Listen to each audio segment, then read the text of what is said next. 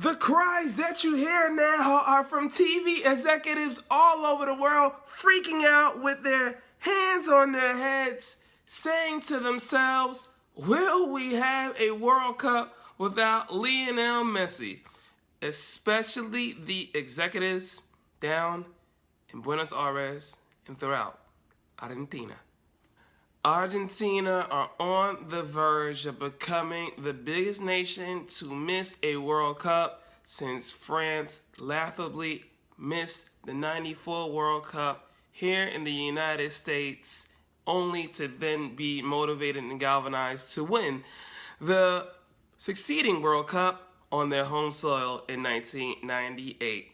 It has been a shambolic, disastrous, egregious, horrific, up campaign for La Albiceleste, and it was highlighted further in their latest performance at La Bombonera when they couldn't even get any breakthrough whatsoever against a stubborn Peru side who are on the verge themselves of going to Russia 2018 in miraculous form because of the carnival that is Carnival. What a wonderful region it is in terms of competition and how it can stake the claim of being the toughest region to qualify for a World Cup, although those in the CAF region, Africa's region, will certainly make their claims with how incredibly ridiculous their region is and how a group can leave out so many tremendously talented nations each cycle with the setup with how only group winners can go to the World Cup in the CAF region. And by the way, shout out to Twitter for having me once again in their Twitter memories for another fun sporting event. Thank you. This is completely shocking how it has gotten to the stage for Argentina, especially considering that when Jorge Sampaoli was brought in after he left his Sevilla job after just one season with the La Liga power, that his replacement of Eduardo Belza would spark Argentina to not only qualifying with comfort in the end, but that they would certainly have all the tools and the tactical managing on the sideline to take them to a World Cup title in the days of Lionel Messi. Only for the Messi situations to continue, pun intended, but not in a good way.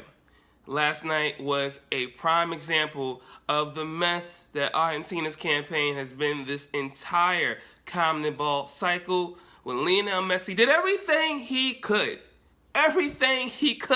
to just provide tap-ins for all those around him, only for it to not happen.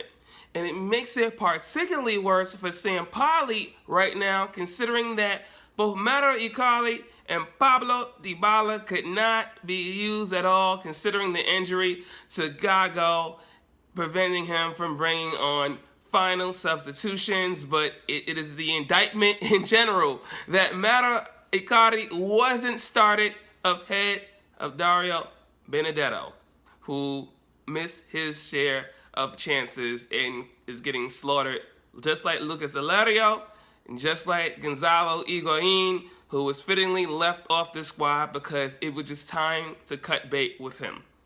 And we had already talked about how Sergio Aguero was unavailable and had mentioned that Sergio Aguero has done little himself for Argentina in the last few years. So now it comes down to this for Argentina.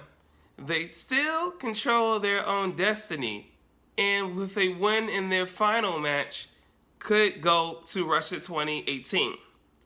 But their final match is against Ecuador at Quito.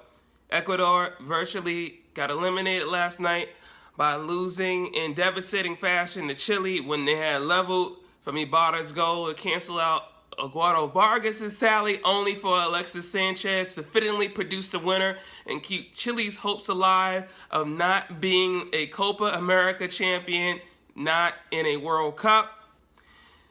Argentina sit in 6th place. Lose to Ecuador, they're out.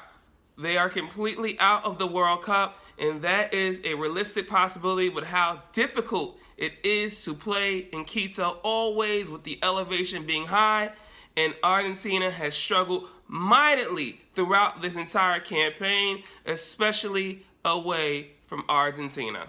Now, with Peru and Colombia playing each other in a direct crunch match, if they happen to draw themselves and Argentina draw as well at Quito, they will be out of the World Cup, La Albiceleste. And this entire mess of a campaign started back 2 years ago, almost to the date of Tuesday's must-win do-or-die qualifier for Argentina.